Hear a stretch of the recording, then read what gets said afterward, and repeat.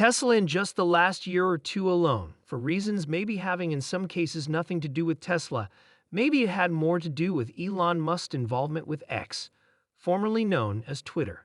I still can't get used to saying that.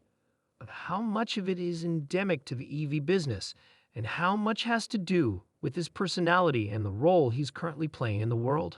Yeah, look, it's definitely been navigating a lot of challenges look, it was Cinderella arrived for many, many years, and now growth challenges, competition, price wars, that's played out.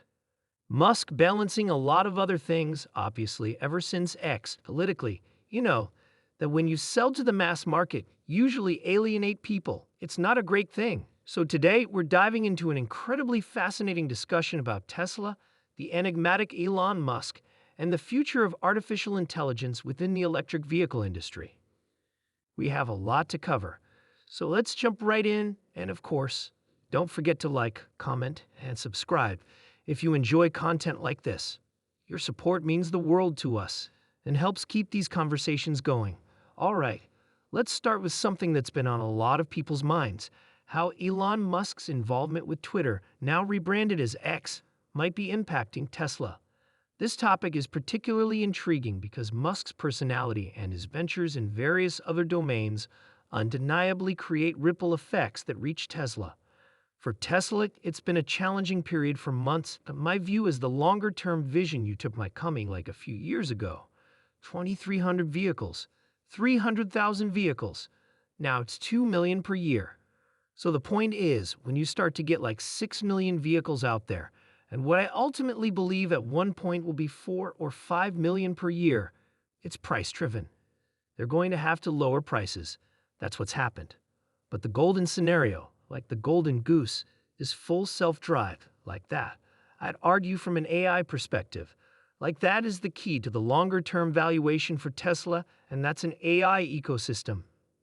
And we've seen Apple reach out now to other partners to include artificial intelligence in the iPhone. Is that where we're going to see this great convergence that makes the most difference, not just to investors, but also to people who use the products? Yeah, I think most are like most consumers in the world. They will interact with AI through an Apple device. I'm not saying next 3 months, but when you look out the next 2, 3, 4 years. And that's why Apple doesn't have to be first. But they have the biggest install base in the world, 2.2 billion iOS devices. So NVIDIA's there selling the shovels for the gold rush. But the implementation of it is going to be Apple. When you look at Tesla and you look at AI, full self-drive, those are some of the use cases that I think you're going to see play out. We believe, end of the decade, you have 5%, 7%, 10% of vehicles that will ultimately be self-driving. Yeah, let me ask you about that because not everybody seems to love that notion.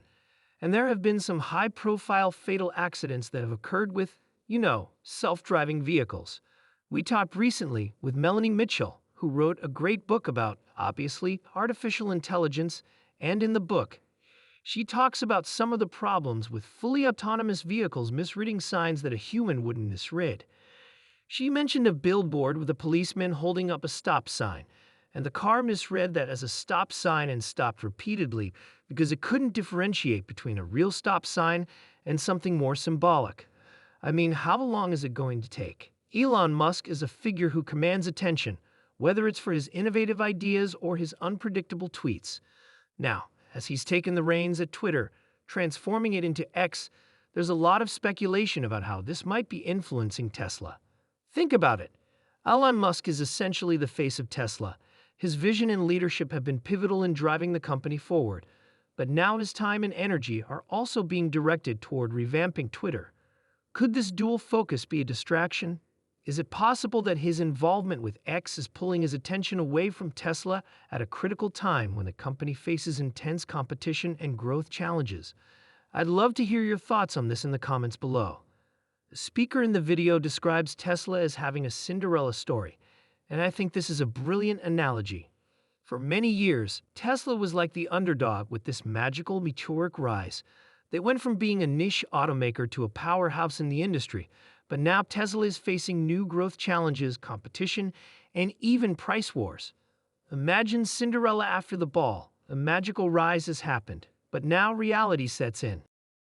The company is no longer just about innovation. It's about sustaining that innovation while growing at an unprecedented rate. For AI to be utilized in such a way that things like fully autonomous vehicles, whether they're trucks or cars, can navigate our streets, such as they are, our billboards, our traffic lights, all the subtleties that come along with driving. And granted, not every human's a great driver, but it's still a very heavy lift to get to the point where it can take into account the unexpected. Yeah, that's where we're going to get the shift, where things get really complex. So the question we need to consider is, with Musk's focus being potentially split, could this be a hindrance to Tesla as it navigates these new waters? Or does his diversified attention actually bring in new perspectives that benefit the company in unexpected ways? Next, let's talk about Tesla's massive growth. It's truly mind-blowing. Just a few years ago, Tesla was producing about 300,000 vehicles annually. Now that number has skyrocketed to 2 million vehicles per year. This kind of growth is almost unprecedented in the automotive industry. But with such rapid growth comes the need to address pricing strategies to keep up with demand and continue expanding. Tesla has started to lower prices on some of its vehicles. This move is a classic double-edged sword. On one hand, lower prices make Tesla's vehicles more accessible to a broader audience, which can significantly boost sales volumes. But on the other hand, reducing prices can squeeze profit margins. It's a delicate balance to strike. So what do you all think? Is Tesla making the right move by lowering prices to capture more market share, or should they be more cautious and focus on maintaining higher profit margins to ensure long-term profitability? It's a tough call, and I'm really curious to hear your perspectives. The next 3 to 5 years are key. This is not something that's going to happen overnight. A lot of issues, a lot of tragedies that we've seen. So with the technology needing to get to that point, regulatory is going to become a big focus. Got to get things approved. It's going to be baby steps, but look, it goes back to I'm not saying it's easy, but if you look at the technology and you look at what Tesla is doing, and we know there are a ton of other autonomous players out there, it's coming. The technology will be here. It's just a matter of when and how it plays out. Now, this part is super interesting. The speaker highlights that the golden goose for Tesla, the real game changer, is their full self-driving technology. They argue that this is the key to Tesla's long-term valuation and their AI ecosystem. And it's true. Full self-driving has the potential to revolutionize transportation.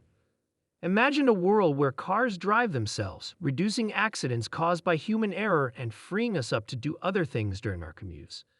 But here's the catch. Full self-driving is also one of the most controversial aspects of Tesla.